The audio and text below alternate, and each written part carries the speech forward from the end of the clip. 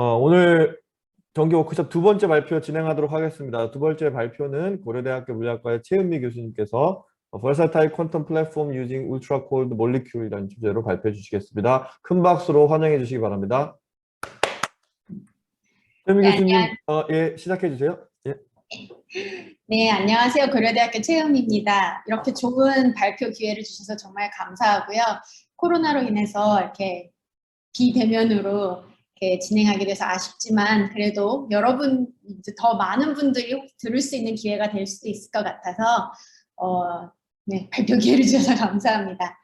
오늘 제가 소개해드릴 내용은 아까 이제 전 발표에서 최태원 교수님께서 이제 현재 이제 진행되고 있는 다양한 퀀텀 컴퓨팅 플랫폼 소개도 해주시고 또 가장 어드밴스드된 플랫폼 중 하나인 이제 이온 트랩에 대해서 말씀을 해주셨는데요.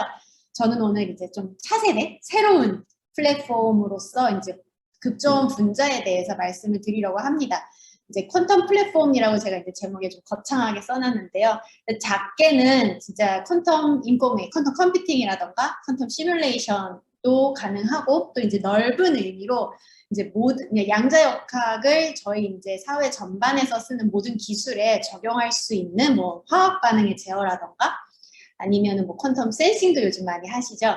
그런 의미로 이제 퀀텀 플랫폼이란 좀 큰 이제 타이틀을 잡았습니다. 그래서 이제 급저온 분자에 대한 소개를 오늘 진행을 하고자 합니다. 그래서 오늘 아웃라인은 먼저 이제 좀 인트로덕션으로 왜 이제 급저온 분자가 이제 좋은 플랫폼인지에 대해서 먼저 말씀을 드리고 또 이제 그런 좋은 퀀텀한 현상들을 보기 위해서는 분자들을 급저온까지 냉각을 시켜줘야 되는데 여러 가지 냉각 방법 중에 저는 오늘 레이저 쿨링, 이제 다이렉트 쿨링이라고 하는데요. 분자를 직접 냉각하는 방법을 간단하게 소개를 드리겠습니다. 그리고 나서 이제 제가 하버드와 콜라보레이션 하고 있는 실험, 칼슘 플로라이드 실험에 대해서 이제 이 실험이 이제 어떻게 말하면은 급저온 분자를 가지고 양자 기술을 데몬스트레이션 하고 있는 약간 최첨단에 있는 실험 중에 이제 하나인데요.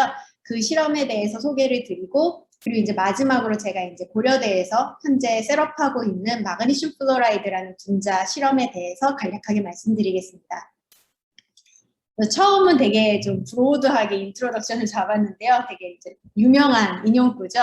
리처드 파인만 교수님이 이제 처음에 퀀텀 컴퓨팅 이런 개념을 이렇게 연구하실 때 하신 이제 말씀인데 어떤 자연 현상을 시뮬레이션 하고 싶다면 예를 들어서 우리가 잘 모르는 자연 현상, 이제 초고온 그 초전도 현상 같은 것을 제대로 연구를 하고 싶으면 이 초전도 현상이 양자역학의 이제 법칙에 따라서 나오는 현상이기 때문에 이것을 시뮬레이션 하고 싶으면 우리가 만드는 시뮬레이터도 양자역학의 법칙을 따라야 한다. 즉 양자 시뮬레이터를 만들어야만 한다.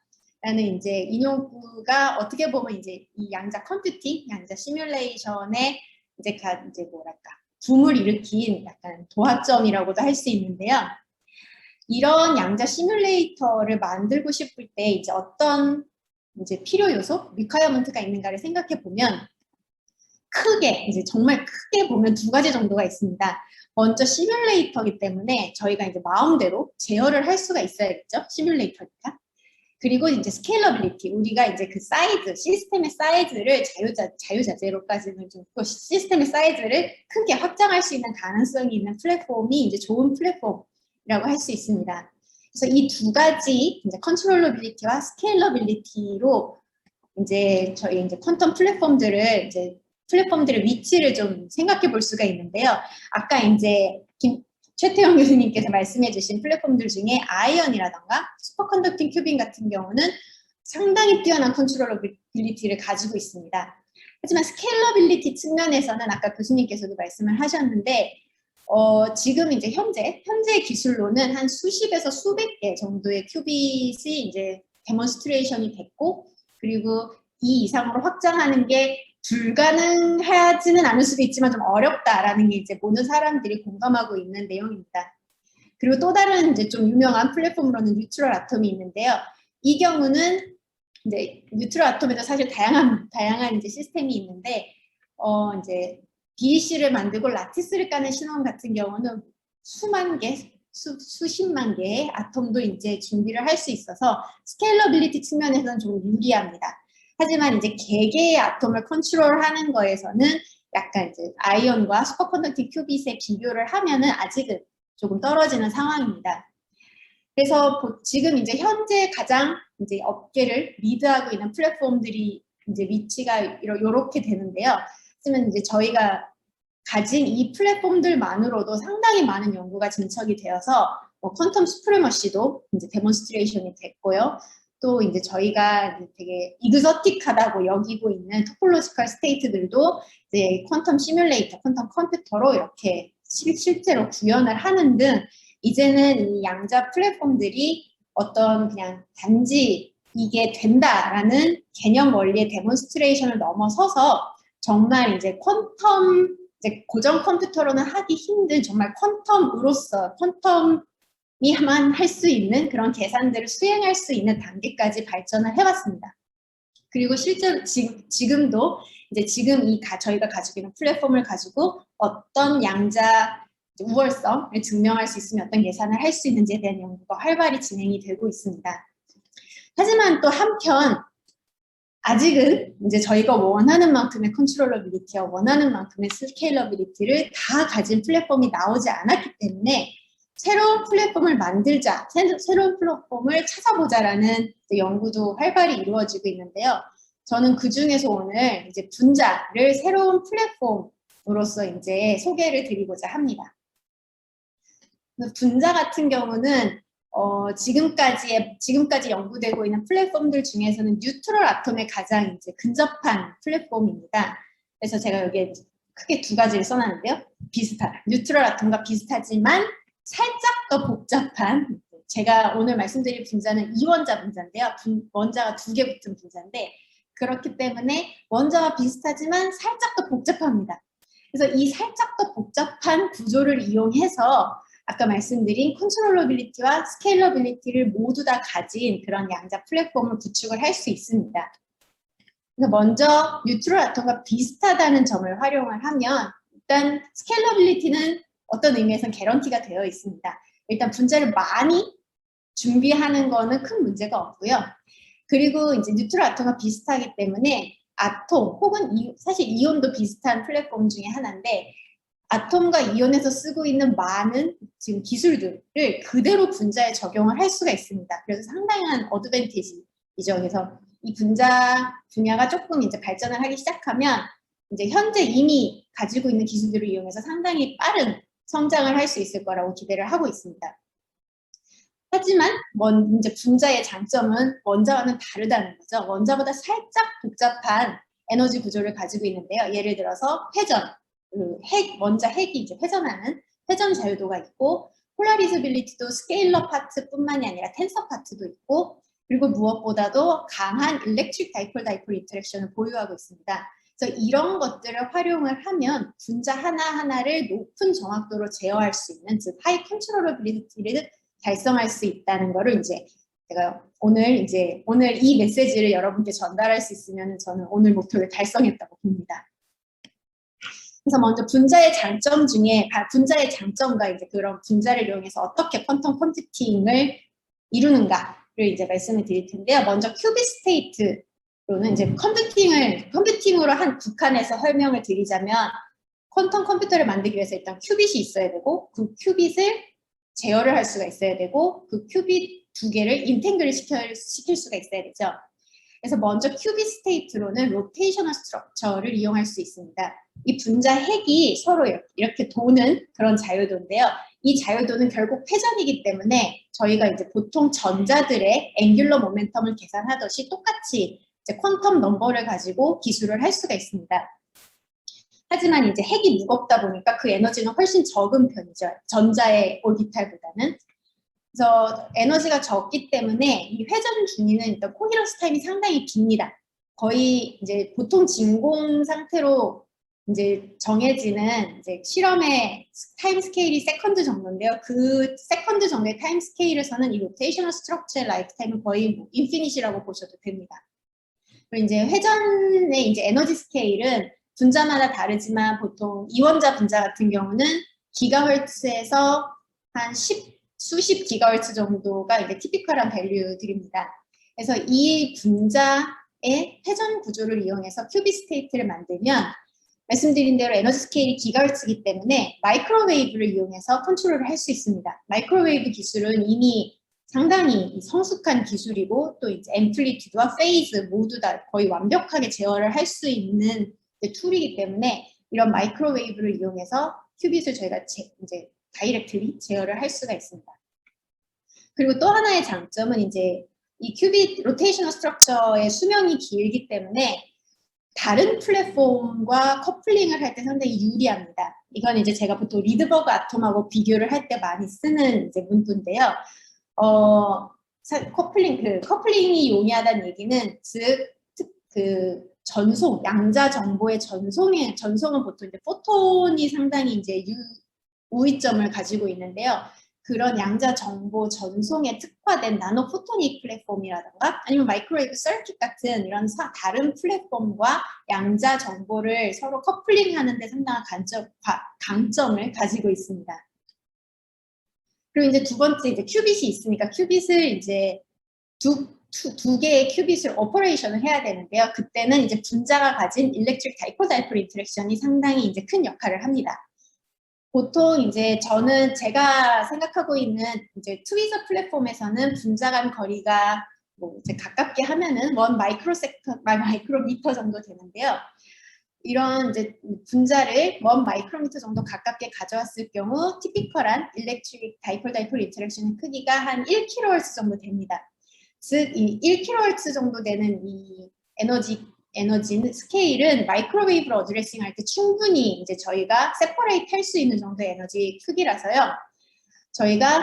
그리고 또 이제 중요한 건 이 일렉트릭 다이폴 인터랙션이 일렉트로닉 그라운드 스테이트에서 저희가 이제 얻을 수가 있습니다. 그렇기 때문에 이제 긴 라이프 타임을 가지고 로버스트한 큐빗 오퍼레이션을 할 수가 있습니다. 또 이 일렉트릭 다이폴 인터랙션을 저희가 분자의 로테이션 스테이트를 컨트롤함으로써 쉽게 말해서 끄고 킬 수가 있습니다. 그래서 로테이셔널 스테이트가 로테이션도 결국 페리티를 가지기 때문에 두 분자가 둘 다 로테이셔널 그라운드 스테이트, 즉 퀀텀 넘버가 0인 상태에 있을 경우는 다이폴 인터랙션이 없습니다.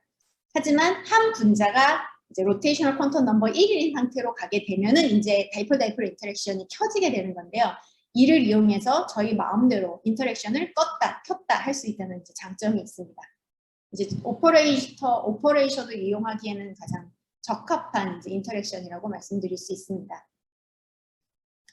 그래서 이런 분자가 가진 이제 원자와는 다른 새로운 프로퍼티들, 로테이션, 라지 일렉트릭 다이폴 인터랙션을 이용을 해서 이제 양자 인포메이션, 양자 시뮬레이션을 이제 하고자 하는 이제 연구들이 요즘 최근에 많이 이제 시작되고 있고요. 또 이제 분자는 케미컬 리액션의 기본 단위이다 보니까 이러한 특성을 또 살려서 우리가 이제 분자의 모든 이제 자유도, 퀀텀 스테이트를 컨트롤할 수 있다면 케미컬 리액션이 각각의 분자의 양자 상태에 따라 어떻게 변하는지도 이제 스터디를 할 수 있고 그 메커니즘을 알면 제어를 할 수 있지 않을까라는 이제 바램으로 이제 퀀텀 컨트롤 오브 케미컬 리액션 연구도 많이 진행이 되고 있습니다. 또 이제 분자가 가진 internal degrees of freedom을 이용해서 퀀텀 센싱이라던가 조금 더 펀더멘털하게 나아가서 프리시전 메저먼트를 시작하는 연구 그룹도 상당히 요즘 늘어나고 있습니다. 그래서 이제 제가 분자가 좋다라고 여러 말씀을 드렸는데요. 제가 말씀드린 여러 가지 분자의 장점을 이용하기 위해서는 분자를 극저온까지 냉각을 시켜야만 합니다. 제가 말씀드린 대로 이제 뭐 사실 아톰도 마찬가지인데요. 아톰이나 몰리큘에서의 그 인터랙션의 에너지 스케일은 보통 킬로헤르츠에서 큰 경우는 메가헤르츠 정도 됩니다. 이를 온도로 환산을 하게 되면 약 몇 수십 나노켈빈에서 뭐 많이 봐주면 마이크로 켈빈 정도가 됩니다. 즉 그 얘기는 이제 원자라던가 분자, 이제 저는 분자니까 분자를 마이크로 켈빈 정도의 온도까지는 냉각을 시켜줘야지 우리가 원하는 이 양자 현상들을 볼 수가 있는 거죠. 그러면 이제 어떻게 분자를 냉각을 시킬까? 극저온 분자를 어떻게 만들까라고 이제 다들 생각을 고민을 했는데요. 크게 두 가지 방법이 있습니다. 먼저 우리가 이제 극저온 원자를 만드는 방법은 잘 알고 있습니다. 원자를 극저온으로 냉각시켜서 뭐 나노켈빈까지 해서 BC도 보고 슈퍼플루이디티도 보고 많이 봐왔죠. 그렇기 때문에 우리가 잘 알고 있는 극저온 원자를 2개를 준비를 해서 그 둘을 잘 합쳐서 극저온 분자를 만들자 하는 이제 방법이 있고요.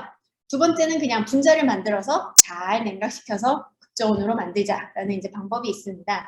그래서 이 첫 번째 방법은 저 다음에 이제 강연을 해주실 박지우 교수님께서 설명을 해주실 거고, 제가 채택한 방법은 두 번째 방법입니다. 분자를 먼저 만들고 얘를 잘 부술리고 이제 타일러서 극저온까지 이제 데리고 가는 방법입니다.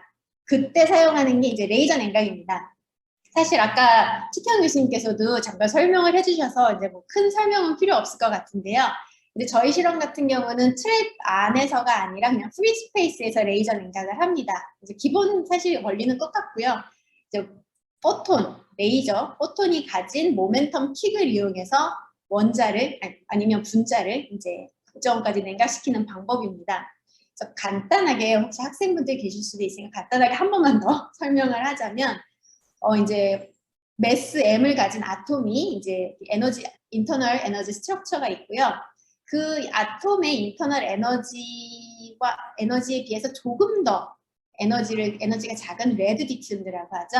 레이저를 원자가 움직이는 것과 반대 방향으로 쏴주게 되면 도플러 효과에 의해서 이 포톤을 원자가 흡수하게 됩니다.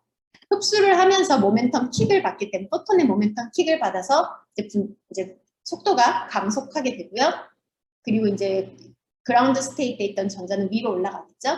그리고 이 위로 올라간 전자는 다시 이제 스폰테니어스 디케이를 할 텐데, 그때 나오는 포톤은 사방팔방으로 랜덤한 방향으로 이제 나오게 됩니다. 그렇기 때문에 on average 모멘텀 킥은 0이죠. 그래서 이 한 사이클을 함으로써 원자의 속도가 이만큼 줄어들게 됩니다. 이거를 이제 여러 번 반복을 해서 원자를 이제 속도 0까지 이제 감속을 한다고 간단히 생각을 하시면 되는데요. 이때 이건 사실 잘 생각을 해보면 진짜 소위 계란으로 바위치기입니다. 그 바위가 아톰 아니면 분자고 포톤은 계란이죠.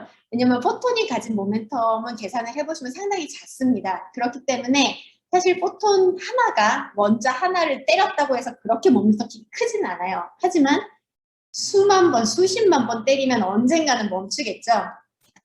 그래서 보통 티피컬하게는 10의 4승에서 5승, 정말 수만 개에서 수십만 개 정도의 이제 포톤 사이클링이 이제 레이저 냉각이 필요로 하게 됩니다.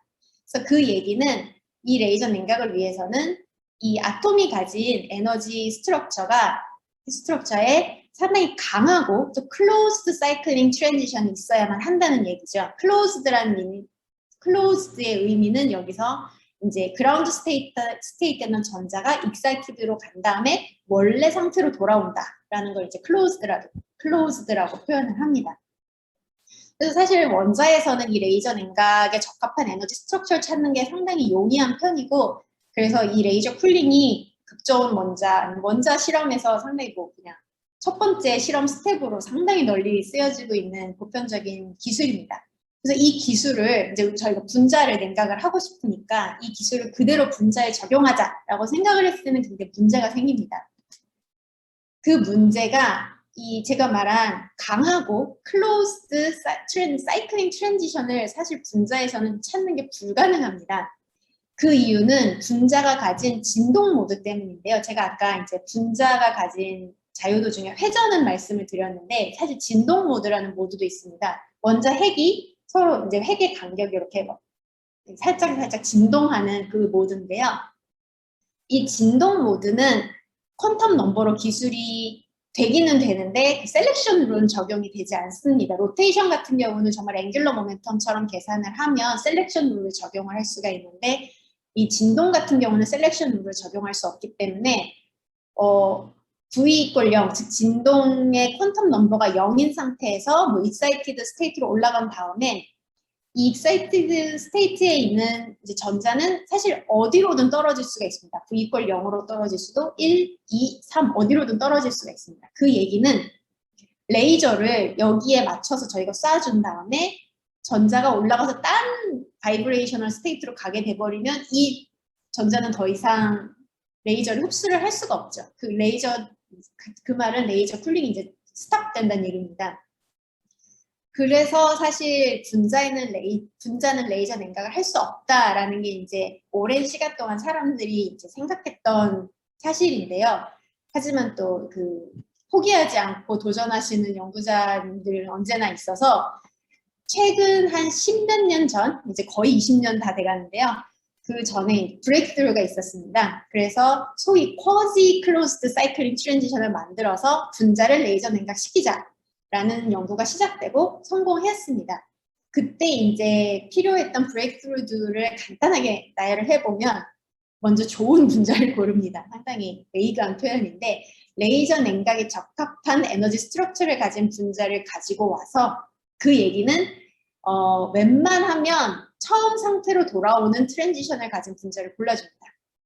그 이후에 그래도 이제 리키지가 있기 때문에 그 리키지에 맞는 레이저를 좀 추가로 쏴줍니다. 리펌퍼 레이저라고 부르는데요. 그래서 바이브레이셔널 스테이트, 다른 바이브레이셔널 스테이트로 가는 그 이제 이 레벨을 위한 레이저를 따로도 준비를 해줍니다.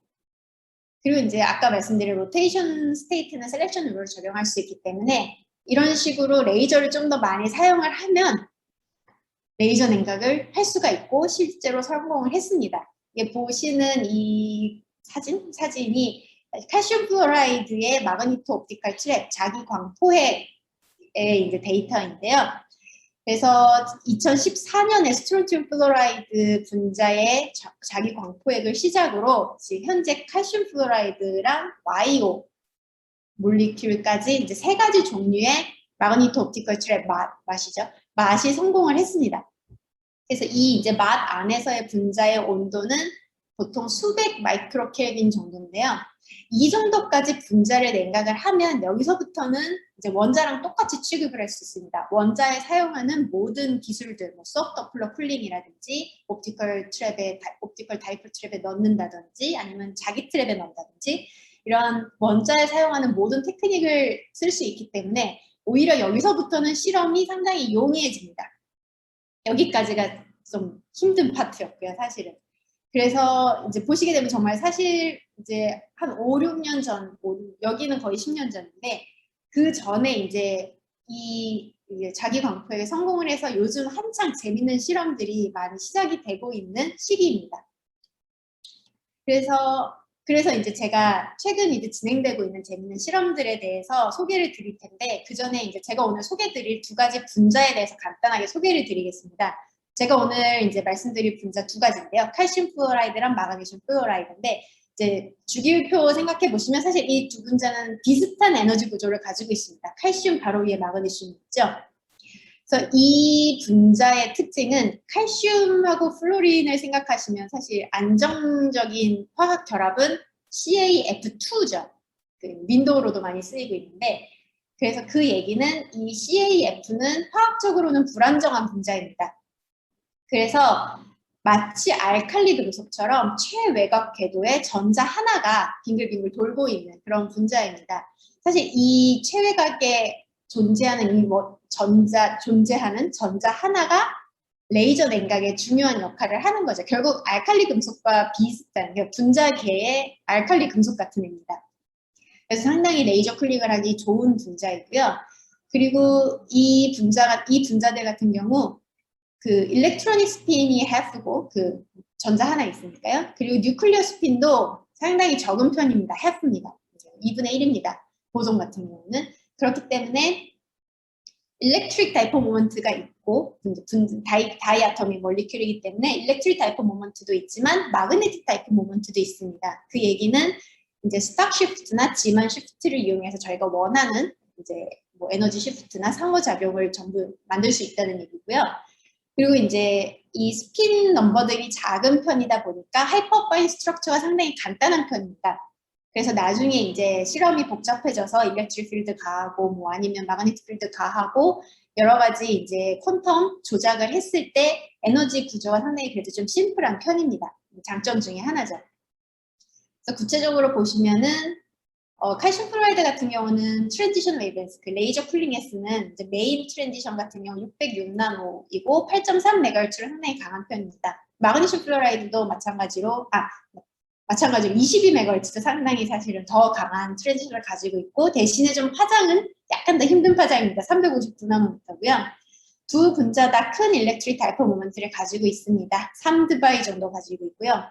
근데 이제 칼슘 플로라이드와 마그네슘 플로라이드의 가장 큰 차이점은 이 아이소톱인데요. 칼슘 같은 경우는 결국은 거의 이 40칼슘을 이용한 실험밖에 할 수가 없습니다. 그래서 이 분자 칼슘 플로라이드 40 같은 경우는 보존이고요. 하지만 마그네슘 같은 경우는 24 마그네슘 이외에도 25, 26 다양한 아이소톱이 꽤 이제 높은 존재 확률로 이제 존재하고 있기 때문에 특히 이 25 마그네슘을 이용을 하면 페르미온 실험을 할 수 있다는 장점을 가지고 있습니다. 그래서 제가 사실 마그네슘 플로라이드를 제 고려대에서의 실험으로 픽업을 했습니다. 뭐 자세한 사항에 대해서는 제가 마지막에 제 이제 고려대에서의 실험을 소개할 때 또 말씀을 드리겠습니다. 그래서 여기까지가 이제 인트로덕션이었고요. 이제 남은 시간 동안 제가 하고 있는 실험들에 대해서 소개를 드릴 텐데요. 먼저 하버드 쪽과 공동 연구로 진행하고 있는 칼슘 플로라이드 실험에 대해서 말씀을 드리겠습니다. 크게 두 가지 실험이 있습니다.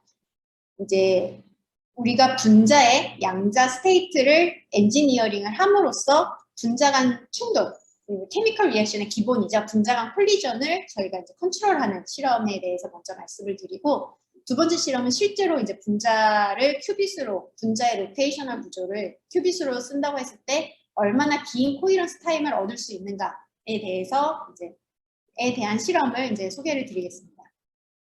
그 전에 이제 칼슘 플로라이드에서 조금 더 자세히 말씀을 드리면, 보시는 이쪽 그림이 칼슘 플로라이드의 에너지 구조입니다. 606 나노미터가 이제 메인 트랜지션이고요. 이제 제가 리펌퍼, 바이브레이션 스테이트를 위해서 2개의 리펌퍼 혹은 3개의 리펌퍼가 필요하다고 했는데, 메인이 606, 이제 리펌퍼들은 보통 628나노 정도가 됩니다. 그래서 보시면 606 나노미터 레이저 이렇게 많이 다루시는 분들은 어쩌면 바로 아실 텐데 상당히 만들기 어려운 파장 중에 하나입니다. 제가 실험할 때는 사실 다이레이저, 색소 레이저를 한 4대 정도 돌렸었는데요. 요즘은 이제 그 대신 레이저 테크놀로지가 많이 발전을 해서 다 파이버 베이스드, 솔리드 스테이트, 파이버 베이스드나 뭐 솔리드 스테이트 레이저로 다 리플레이스를 했다고 합니다. 그래서 사실 분자 이 연구를 들으시면 다들 하시는 말씀이 너무 어렵겠다. 레이저, 다이레이저 4대 아니면 레이저가 많으니까 다들 싫어하셨는데, 확실히 제가 이 실험을 시작하고 한 지금 8년 정도 지났는데 이 8년 동안 레이저 기술이 상당히 빠르게 발전이 되면서 분자 실험을 하는 그 가장 큰 허들 중 하나였던 레이저 부분이 많이 해소가 되고 있습니다. 그래서 앞으로도 또 이제 이런 식으로 기술은 계속 발전할 테니까, 그래서 좀 희망적인 기분으로 이제 분자 실험을 시작을 하게 되었습니다.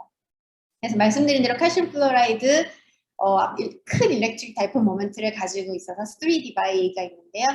그래서 이제 나중에 다이폴 인터랙션을 이용한 다양한 실험에도 적합하고요. 그리고 말씀드린 대로 전자 하나가 최외각에 있어서 스핀도 가지고 있습니다. 그래서 이제 저희가 어떻게 이 칼슘 플로라이드 실험 플랫폼을 만드는지 간단히 이제 몇 개의 스텝으로 나눠서 설명을 드리겠습니다. 첫 번째 스텝은 먼저 칼슘 플로라이드 분자를 만들어야겠죠. 또 만드는 방법은 이제 버퍼가스 빈이라는 이제 기술을 이용하는데, 쉽게 말해서 이 칼슘 플로라이드가 이제 안정적인 분자가 아니다 보니까 어블레이션이라는 이제 좀 과격한 방법을 이용을 해서 분자를 만듭니다. 나노세컨드 레이저로 칼슘 이제 요즘 실험은 칼슘 타겟 주위에 SF6 가스로 만든 아이스를 뿌려놓고 거기에 나노세컨드 레이저로 빵 때리면 그 안에서 무슨 플룸이 일어나면서 칼슘 플로라이드 분자가 만들어집니다.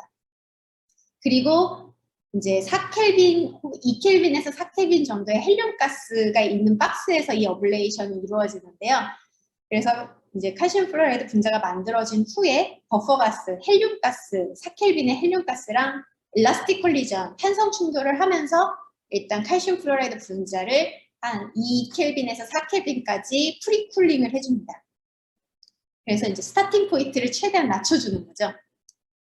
그리고 나서는 분자를 슬로잉을 해줍니다. 이제 보통 아톰 같은 경우는 제만 슬로어 많이 사용하시는데 이제 분자 같은 경우는 에너지 스트럭처가 워낙 복잡하다 보니까 제만 슬로어를 사용하는 게 좀 까다롭습니다. 그래서 저희가 택한 방법은 white light 플러스 chirping입니다. 그냥 레이저의 프리퀀시를 좀 브로드하게 다양한 도플러 시프트에 대응할 수 있도록 레이저의 프리퀀시를 좀 브로드하게 해준 후에 이제 분자가 감속하는 거랑 타이밍을 맞춰서 레이저 프리퀀시 이렇게 chopping을 해주는 겁니다.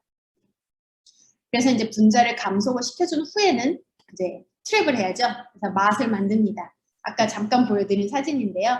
그래서 이제 이렇게 레이저 쿨링을 이용해서 분자를 자기 광포획을 하게 되면 이제 이 페이퍼, 두 번째 페이퍼 당시에는 한 10의 5승계 정도의 분자를 포획을 했고요. 온도는 약 300 마이크로켈빈 정도였습니다. 최근에 이제 계속 시스템을 개량하면서 분자 넘버가 10의 6승 이상으로 올라가게 되었습니다. 그리고 이제 여기까지 오면은 제가 이제 아톰이랑 똑같이 취급을 할 수 있다고 말씀을 드렸는데요. 그래서 아톰에서 하듯이 그 다음에는 이제 사실 수백 마이크로켈빈은 아직 저희가 원하는 온도가 아니기 때문에 서브도플러 쿨링을 해줍니다. 서브도플러 쿨링을 이제 가해서 이제 분자를 한 5 마이크로켈빈까지 쿨링을 해주고 이 정도까지 쿨링을 한 후에는 이제 저희가 옵티컬 다이폴 트랩에 용이하게 잡을 수 있기 때문에 옵티컬 트위저로 이제 분자를 하나하나 잡게 됩니다. 이게 보시는 그림이 옵티컬 트위저 하나에 분자가 하나씩 포획된 그 데이터인데요. 그래서 현재 이제 하버드 그룹에서 칼슘 플로라이드 실험이 이제 제너레이션 1이 있고 제너레이션 2가 있는데요. 제너레이션 1 같은 경우는 옵티컬 트위저를 5개를 넣어서 거기에 이제 평균적으로 한 3개 정도의 분자가 한 번에 잡히게 됩니다. 그래서 이게 이제 제가 앞으로 이제 곧 이어 말씀드릴 실험의 이제 기본 플랫폼입니다. 트위저에 분자가 하나하나 잡혀 있는 상태를 이제 생각을 하시면 되고, 거기에서 이제 이 분자들에게 뭐 마이크로웨이브를 가한다. 마이크로웨이브를 이제 어플라이를 시킴으로써 이 각각의 분자들의 이제 아직은 글로벌 어드레싱이기 때문에 이 분자들의 로테이셔널 이제 스테이트를 이제 저희가 조정을 하게 되는 겁니다. 그래서 첫 번째 이제 저희가 이제 한 실험은 이제 분자 간의 충돌을 이제 제어하는 실험이었습니다. 이제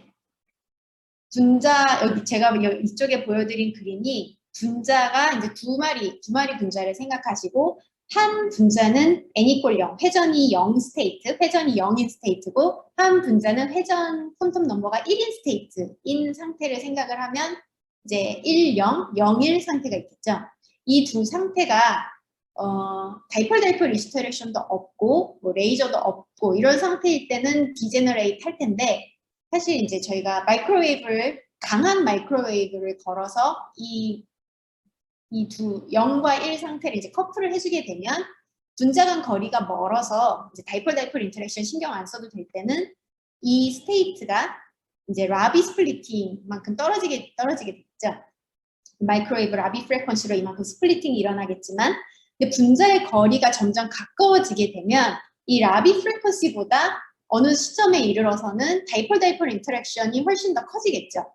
그러면은 이제 아디아바틱하게 점점 이렇게 올라가는 스테이트가 생길 거고 이쪽은 이제 리펄시브 다이폴 인터랙션인 브랜치죠.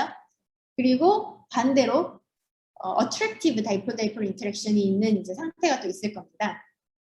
그래서 보시게 되면 이제 아디아바틱하게 우리가 이쪽 상태로 만일 분자를 어드레싱을 해주면 블루 디튠된 마이크로웨이브를 쏴서 그러면 저희가 이제 쉴딩 스테이트, 즉 이쪽으로 이제 올라간 분자들은 서로 가까워지면 가까워질수록 에너지 힐을 느끼기 때문에 다시 돌아가겠죠. 즉 분자 간 충돌이 일어나지 않고 가까워지다가 그냥 서로 이제 돌아가는 거죠. 그래서 이제 충돌을 저희가 막을 수가 있고요. 반대로 레드 디튠된 마이크로웨이브를 쏴주게 되면 가까워지면 가까워질수록 에너지가 낮아지기 때문에 좀 더 콜리전을 언핸싱할 수 있겠다라는 이제 생각이 들죠. 그래서 실제로 제가 실험으로 그걸 구현을 하였습니다. 실험 플랫폼은 간단한데요. 트위저 두 사이트에 분자를 하나씩 포획을 한 다음에 이 두 트위저를 합쳐줍니다. 그리고 나서 이제 마이크로웨이브를 쏴주게 되는데요. 그때 이제 그 마이크로웨이브의 디튜닝에 따라서 콜리전 레이시 어떻게 변하는가를 이제 측정한 겁니다. 이 회색 데이터가 이제 마이크로웨이브 없이 그라운드 스테이트인 분자 두 개가 어떻게 디케이를 하는지를 그 콜리전이 얼마만큼의 빈도로 일어나는지를 보여주는 이제 커브인데요. 블루 디튠된 마이크로웨이브를 쏴주게 되면 쉴딩 스테이트죠. 그러면 훨씬 더 콜리전 빈도가 느려지는 것을 보실 수가 있고, 레드 디튠드된 마이크로웨이브를 쏴주게 되면 훨씬 콜리전이 빈번히 일어나는 것을 보실 수 있습니다.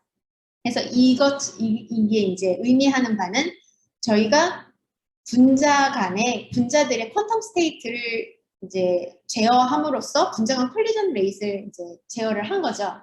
그래서 이게 이제 크게 보면은 나중에 궁극적으로는 저희가 분자 양자 상태를 조절함으로써 케미컬 리액션도 컨트롤할 수 있지 않을까라는 그런 시초가 되는 실험입니다. 그리고 이제 두 번째 채팅창이 안 보이네. 트위저는 어떤 레이저를 쓰시냐라는 질문이 좀 전에 들어왔는데요. 트위저는 타이사파이어를 썼습니다. 780나노. 이 실험에서는. 네. 그리고 왜 안 닫히지? 네. 제가 채팅창이 잘 안 닫히는데 커졌어요. 죄송합니다. 제가 마우스가 왠지 잘 안 보이는데 지금 제 마우스가. 잠시만요. 잠시 네. 그냥 화살표로 진행을 하겠습니다. 죄송합니다. 그 다음에는 이제 저희가 이제 몰리큘의 회전 상태를 이제 큐빗으로 쓰겠다라고 말씀을 드렸는데, 그러려면은 코히런스 타임이 제가 좋다고 그냥 말로 말씀드렸는데 진짜 좋은지를 봐야겠죠. 그래서 이 트위저 안에서 트위저에 포획된 분자의 로테이셔널 스테이트들의 코히런스 타임이 어느 정도 되는가, 그리고 우리가 그걸 더 좋게 만들 수 있을까, 그런 연구를 진행을 했습니다. 그래서 분자 이렇게 한 마리 있을 때 저희가 큐빗을 쓰는 게 말씀드린 대로 이 n이 로테이셔널 퀀텀 넘버인데 n 이퀄 0 스테이트와 n 이퀄 1 스테이트입니다. 근데 이제 저희가 이 분자를 옵티컬 트위저에 넣을 텐데, 그 트위저에 넣는다는 얘기는 이제 이 분자의 폴라리저빌리티를 이용해서 트랩을 만들잖아요. 근데 여기서 문제는 n 이퀄 0 상태는 이제 시메트리, S-웨이브 같은 이제 웨이브 펑션이기 때문에 텐서 폴라리저빌리티가 없습니다. 그냥 스케일러 폴라리저빌리티만 생각을 하면 되는데, n 이퀄 1 상태 같은 경우는 P-웨이브, 이제 소위 P-웨이브 같은 웨이브 펑션이기 때문에 텐서 폴라리저빌리티가 존재를 하게 됩니다. 즉, 일렉트릭 필드 이렇게 걸어줬을 때 여기 텐서 폴라리저빌리티가 있다는 얘기인데요. n 이퀄 0은 텐서가 없고 n 이퀄 1은 텐서가 있기 때문에 그 얘기는 이렇게 분자를 옵티컬 트랩에 포획을 하게 될 경우 n 이퀄 0 상태와 n 이퀄 1 상태가 서로 보는 트랩 뎁스가 달라지게 됩니다. 사실 이게 사실 그 큐빗의 저희 그 로테이셔널 스테이트의 스테이트로 만든 큐빗의 코히런스 타임을 짧게 만드는 가장 큰 요인이 됩니다. 왜냐하면 분자는 이 트랩에서 왔다 갔다 하고 있을 텐데 그 사이에 이제 디코히런스가 일어나는 거죠. 그래서 되도록이면 이 두 개의 트랩을 그러면 어떻게 같게 해줄까를 생각을 해봤을 때 이 텐서 폴라리저빌리티의 이제 성질을 이용을 하는데요. 이 텐서 폴라리저빌리티는 이 트위저의 현광을 생각을 했을 때 퀀텀 엑시스가 만일 이 오른쪽 화살표 방향이라면 이 퀀텀 엑시스와 레이저의 폴라리저빌리티가 이루는 각도, 이 각도의 함수가 됩니다. 이 텐서 폴라리저빌리티가. 그렇기 때문에 그 얘기는 광집계의 편광을 돌려주게 되면 n 이퀄 1 상태의 텐서 폴라리저빌리티를 조절함으로써 이 광포획의 깊이를 저희가 바꿀 수 있다는 얘기고, 이제 어떤 각도가 되면은 어떤 이제 실험 조건을 잘 맞추게 되면 n 이퀄 0과 n 이퀄 1의 트랩 프리퀀시가 같게 만들 수가 있습니다. 그걸 이제 저희는 매직 앵글 혹은 매직 폴라리제이션이라고 부르는데요. 실제로 이제 저희가 옵티컬 트위저에 칼슘 플로라이드 분자를 포획한 후 그 로테이셔널 큐빗의 코히런스 타임을 이 트위저의 각도를 바꿔가면서 이제 재봤습니다. 그래서 보시게 되면 일단 여기서 보이는 그래프는 컨트래스트, 람지 인터피어런스를 했을 때 이제 타임 에볼루션 타임은 딱 픽스를 해놓고 람지 그 컨트라스트를 봤을 때 그 컨트라스트의 크기인데요. 보시게 되면 이제 폴라리제이션 각도에 따라서 컨트라스트가 커지거나 작아지거나 하는 걸 볼 수가 있습니다. 즉 컨트라스트가 크다는 얘기는 아직 그 페이즈 코히런스가 있다는 얘기고 컨트라스트가 없다는 얘기는 코히런스가 사라졌다는 얘기죠. 그래서 보시게 되면 이제 요 두 지점 여기가 아마 80도, 100도 막 이럴 거예요. 90도를 중심으로 이렇게 시메트릭한데 요 두 각도에서 소위 매직 컨디션이 이제 보이는 것을 알 수가 있습니다. 그래서 이 각도는 사실 저희가 이제 계산한 값이랑 상당히 일치하는 값인데요. 그래서 이제 요 각도에다가 폴라리제이션을 픽스를 하고 코히런스 타임을 재보게 되면 램지 코히런스 타임, 램지 그 코히런스 타임을 재게 되면 약 100ms 정도의 코히런스 타임을 저희가 얻을 수가 있었습니다. 그리고 이제 스핀 에코 코히런스 타임도 쟀는데요. 스핀 에코 코히런스 타임 같은 경우는 뭐 인허머지니티를 캔슬하는 그런 코히런스 타임이기 때문에 훨씬 깁니다, 당연히. 그래서 거의 세컨드 레벨의 이제 스핀 에코 코히런스 타임도 관측을 하였습니다. 근데 사실 중요한 거는 램지 코히런스 타임이죠. 그래서 이제 거의 100ms의 코히런스 타임을 이제 저희가 봤는데 이게 이 숫자가 의미하는 바는 제가 아까 초반에 말씀드릴 때 분자의 다이폴 인터랙션을 이용한 큐빗 오퍼레이션이 이제 트위저 플랫폼 같은 경우는 뭐 킬로월츠 정도 되기 때문에 그 얘기는 한 오퍼레이션에 걸리는 시간이 약 밀리세컨드, 수 밀리세컨드 정도란 얘기죠. 그 얘기는 저희가 코히런스 타임이 100ms가 있다면 되게 용감하게 말하자면 10번 정도의 수십 번의 오퍼레이션을 할 수 있다는 얘기고 사실은 점점 컨트라스트가 줄고 있기 때문에 적어도 10번 정도의 퀀텀 오퍼레이션을 할 수 있는 그런 이제 로테이셔널 그 코히런스 타임을 확보했다고 이제 말씀을 드릴 수가 있습니다. 제가 시간이 얼마 없었어요. 네, 그래서 이제 빨리 마무리를 하겠습니다. 그래서 이제 간단하게 이제 제가 이제 고려대에서 하고 싶은 실험을 말씀을 드리자면 마그네슘 플로라이드 실험인데요. 말씀드린 대로 페르미온이 있기 때문에 좀 더 재밌는 퀀텀 시뮬레이션이라든가 케미컬 리액션 스터디를 할 수 있지 않을까 싶어서 이제 마그네슘 플로라이드를 픽했습니다. 그래서 이제 가장 지금 생각하고 있는 두 가지 중 하나는 퀀텀 스태티스티스, 그 보존 네이처와 페르미온 네이처가 어떻게 케미컬 리액션에 이제 영향을 미칠까라는 이제 실험을 이제 염두에 두고 있고요. 그리고 이제 다이폴 인터랙션을 이용해서 이제 큐빅 인테글먼트 실험도 계획을 하고 있습니다. 그래서 현재 사실 제가 고려대 오고 1년 반 지났는데요. 실험실을 시작한 지는 한 1년 됐습니다. 스페이스를 받은 지. 그래서 최근에 이제 마그네슘 플로라이드 빔 소스 디자인해서 챔버 다 완성을 했고요. 레이저도 359 나노 레이저를 사실 구하는 게 제일 이 실험에서 어려운 부분 중 하나인데 다행히 좋은 레이저를 구매를 하게 되어서 최근에 359 나노에서 1.5W 거의 1.5W 정도의 이제 파워를 확인을 했습니다. 그래서 이제 발표를 마무리하겠습니다. 이제 제 학생들이고요. 사실 이 연구 아직은 돈이 많이 드는 연구라서 이제 BRL 저희 고려대 기초연구실 이제 조동현 교수님 책임을 해두시고 이제 조범현 교수님, 윤태현 교수님 그리고 유니스트의 조범석 교수님과 함께하고 있는 BRL이 큰 도움이 되었습니다. 그리고 하버드에서는 이제 존도일 교수님과 MIT 캐털레 교수님과 칸켄리 교수님과 콜라보레이션을 하고 있습니다. 네, 감사합니다. 네, 좋은 발표 감사합니다. 질문 받도록 하겠습니다. 최현미 교수님 채팅창 보실 수 있으시죠? 거기 질문이 네. 하나 지금 더 들어와 있는데. 예. 네, 분자가 스태틱 다이폴 모멘트가 있는데 왜 로테이션 해야만 다이폴 인터랙션이 있나요? 라는 질문인데요. 그 분자가 스태틱 다이폴 모멘트가 있긴 한데 그건 이제 분자가 이렇게 이 상태로 가만히 있을 때는 다이폴 모멘트가 있습니다. 그 이제 몰리큘러 프레임이라고 저희가 보통 부르는데요. 근데 사실 랩 스페이스에서는 이 분자가 이렇게 딱 가만히 있는 게 아니라 빙글빙글 돌고 있죠. 그게 사실 회전인데요. 그렇기 때문에 이 로테이셔널 그라운드 스테이트라는 얘기는 이렇게 비대칭으로 생긴 분자가 방향성 없이 랜덤하게 S웨이브처럼 회전을 하고 있어서 평균 내면은 다이폴 모멘트가 0입니다.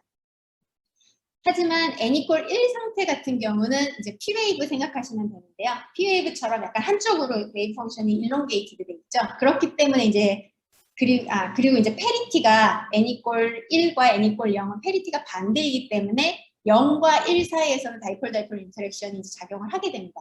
그래서 사실 이렇게 다이폴 인터랙션을 만드는 것도 한 가지 방법이고, 다른 방법으로는 분자가 이렇게 있을 때 거기에 강한 일렉트릭 필드를 걸어줘서 스태틱 일렉트릭 필드를 걸어주게 되면 분자들이 한 방향으로 이렇게 정렬을 하겠죠. 이런 방향으로 정렬을 하게 되면 그렇게 다이폴을 인듀스하는 방법도 있습니다. 답이 됐나 모르겠네요. 네. 계속 네, 예, 질문이 올라왔네요. 예. 네, 여러 분자를 트랩하여 어레이를 만든다면 개별 분자에 대해 매직 앵글이 다르게 형성되나요? 예, 이거 사실 되게 좋은 질문인데요. 테크니컬하게 좋은 질문인데, 사실 이 매직 앵글이 트위저의 인텐시티에도 디펜드합니다. 그렇기 때문에 만일 저희가 트위저를 쫙 만들었는데 그 각각의 트위저의 뎁스가, 그러니까 레이저 파워가 약간씩 다르게 되면 매직 컨디션이 당연히 다르게 됩니다. 그건 이제 큰 이슈인데요. 그리고 이제 만일 사실 저희가 퀀텀 액시스를 또 이제 정해주기 위해서 마그네틱 필드를 걸어주는데, 그 마그네틱 필드가 만일 이제 유니폼하지 않고 또 이제 그레디언트가 있다면 그것도 매직 앵글에 영향을 줍니다. 하지만 이제 저희가 충분히 시스템을 제어를 해서 마그네틱 필드를 유니폼하게 걸어주고 옵티컬 트위저의 파워를 일정하게 맞춰주게 되면 모든 분자에 대해서 매직 앵글은 같습니다. 그리고 시간이 지나면 이것도 이제 결국 실험적인데요. 테크니컬하게 레이저 파워가 안정화가 돼 있다면 시간이 지나면서 레이저 파워만 변동이 없고 그다음에 마그네틱 필드가 변동이 없으면 매직 앵글은 변하지 않습니다. 사실 저희 코히런스 타임 실험을 할 때 여러 가지 이제 이슈들을 해결했는데 그 중에 하나가 사실 마그네틱 필드였습니다. AC 파워들 있죠. 그 벽에서 나오는 AC 60Hz의 마그네틱 필드 플럭추에이션을 캔슬하는 게 이제 사실 가장 마지막 스텝이었던 것 같습니다. 네. 또 다른 질문 있나요? 아직 한 55분까지 8분 정도 시간이 있어서 충분히 시간이 있어서 질문해 주시면 좋을 것 같고요. 질문 생각하시는 동안 제가 질문이 하나 올라와 있는데요. 예. 네. 라티스와 트위저로 표현한 것의 차이가 사실 피직스 측면에서는 차이가 없습니다. 차이가 없는데, 사실 근데 실험적으로는 상당히 큰 차이가 있는데요. 트위저 같은 경우는 하나하나의 이제 사이트를 저희가 다 조절을 할 수가 있잖아요. 그렇기 때문에 일단은 분자건 원자건 다 한 템퍼레처, 이게 수 마이크로 켈빈까지만 냉각을 하면 트위저에 일단 원자들을 포획을 할 수가 있어요. 입자들을 포획을 할 수가 있습니다. 그 다음에 포획을 한 다음에 저희가 사실 퀀텀 시뮬레이션, 인포메이션 실험을 하려면 이 사이트가 모두 입자들이 차 있어야 되잖아요. 빈 사이트가 있으면 결함이 되잖아요. 근데 그냥 이렇게 잡아서 결함이 있으면 그 결함 있는 사이트를 빼고 재배열을 하면 저희는 이제 트위저를 이용할 경우 그런 재배열 같은 프로세스가 가능하기 때문에 마이크로 캐빈까지만 냉각을 시켜주게 되면 이제 트위저에 담아서 이제 결함 없는 사이트를 만들어서 실험을 하는 게 상당히 용이해집니다. 근데 그 대신에 단점은 라티스 간 간격이 마이크로미터 이하로 만들기는 좀 어렵다는 점이고요. 이제 라티스 실험은 반대로 BEC처럼 극저온까지 BEC나 아니면 페르미 디제너러시처럼 나노 켈빈 정도의 온도를 만들어주지 않게 되면 라티스에 딱 담았을 때 군데군데 빈칸이 생기게 되고 그 빈칸을 없애는 게 용이하진 않습니다. 그렇기 때문에 아예 초반에 나노 켈빈까지 온도를 쫙 낮춰줘서 원자들의 모셔널 디그닐이라던가 그 위치를 잘 이렇게 모아준 다음에 라티스에 딱 담아야지 결함 없는 사이트를 만들 수가 있습니다. 하지만 이제 장점은 당연히 이제 사이트 간의 간격이 상당히 짧고 그리고 많이 담을 수 있다는 장점이 있죠. 몇만 개도 담을 수 있죠. 그런 약간 어떻게 보면 테크니컬한 차이라고 할 수 있습니다.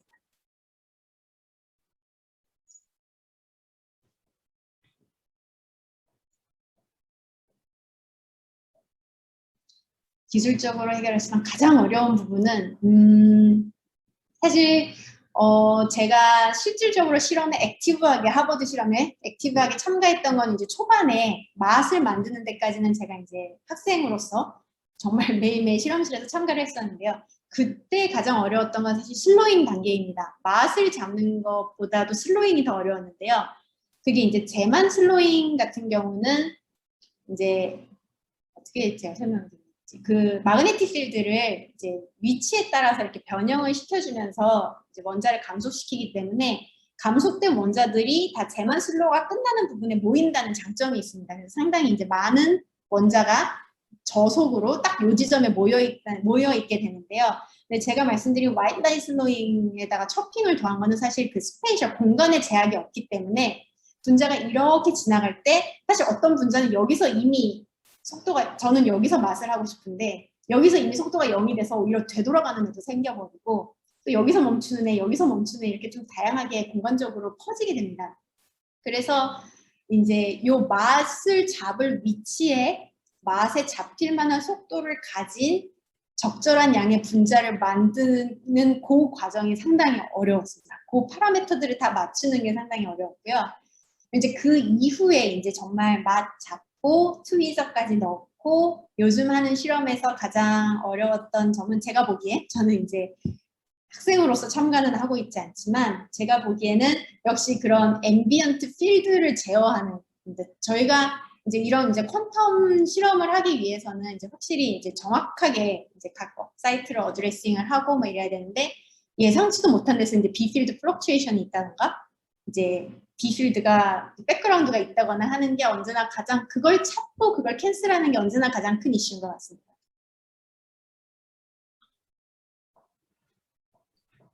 네, 혹시 더 질문 한 2개 정도 더 받아도 될 것 같은데요. 질문 있으신가요?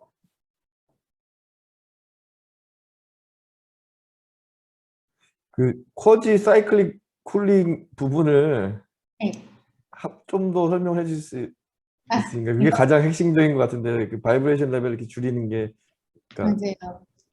레이저가 몇 개가 더 추가되는 거죠? 하나 더 추가되는 건가요? 두 개 혹은 세 개가 더 추가됩니다. 이게 분자마다 약간 다르긴 한데 이제 제가 이제 쓰고자 하는 분자 같은 경우는 사실 제가 쓰는 마그네슘 플로라이드 같은 경우는 바이브레이션 0에서 시작을 해서 위로 올렸을 때 98% 정도는 원래 상태로 돌아옵니다. 그리고 2% 정도가 이제 다음 V 이퀄 1 상태로 가는데요. 이 숫자를 정하는 거는 순전히 그 분자의 웨이브 펑션이 정합니다. 그 분자의 그 진동 모드의 웨이브 펑션이 정하는데 웨이브 펑션이 얼마나 오버랩이 되니까 그 그라운드 스테이트와 익사이티드 스테이트가 얼마나 오버랩이 되니까 그로 정해지는데 그래서 이제 제 분자 같은 경우는 원래 상태로 98%, 다음 상태로 0.2%, 그리고 나서 그 다음 상태로 떨어질 확률은 10의 마이너스 3승 정도 되는데요. 그래서 이 분자 같은 경우는 요 V 이퀄 1과 V 이퀄 2를 때려주게 되면 한 10의 5승 정도 포톤을 사이클링을 할 수 있다는 이제 계산이 나와서 저는 리펌퍼 레이저 2개를 지금 계획을 하고 있습니다. 네.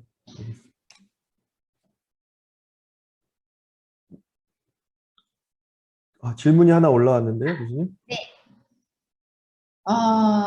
네. 그 스테디 다이폰 모멘트가 평균이 된다고 했는데 평균이 되기 전에 다이폰 모멘트를 관찰하려면 어떤 에너지 스케일로는 시간 스케일에서 측정이 필요한가요? 라고 하셨는데 사실 저희가 언제나 랩에서 측정을 할 때는 이미 평균이 된 상태입니다. 분자는 언제나 회전을 하고 있기 때문에 그래서 평균이 되기 전에 다이폰 모멘트를 보기 위해서는 강한 일렉트릭 필드를 걸어서 모든 분자들을 한 방향으로 정렬을 시켜주면은 이제 평균 되기 전에 다이폰 모멘트를 잴 수가 있습니다.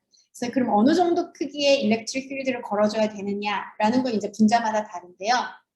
보통은 이거는 박지우 교수님께서 아마 더 저보다 잘 아실 텐데 보통은 킬로볼트 이상 수십 킬로볼트 정도로 저는 알고 있습니다. 오더상 그 정도를 걸어주게 되면 이제 보통 저희가 fully polarized 됐다고 이제 부릅니다. 근데 그때에도 사실 그때 이제 저희가 관측하는 다이폰 모멘트도 정말 분자 하나가 딱 멈춰 있을 때의 다이폰 모멘트는 아니고 이제 여러 가지 웨이브 펑션들이 좀 더해져서 약간은 줄어든 이제 다이포 모멘트이긴 한데요. 어쨌든 일렉트릭 필드를 강하게 걸어주면 이제 스태틱 다이포 모멘트의 근접한 값을 제가 측정을 할 수가 있습니다. 네, 시간이 다 돼서 더 질문 있으신 분들은 여러분들이 따로 연락을 채팅창에 남겨주시기 바랍니다. 다시 한번 좋은 발표해 주신 최은미 교수님께 큰 박수 부탁드립니다. 감사합니다. 자,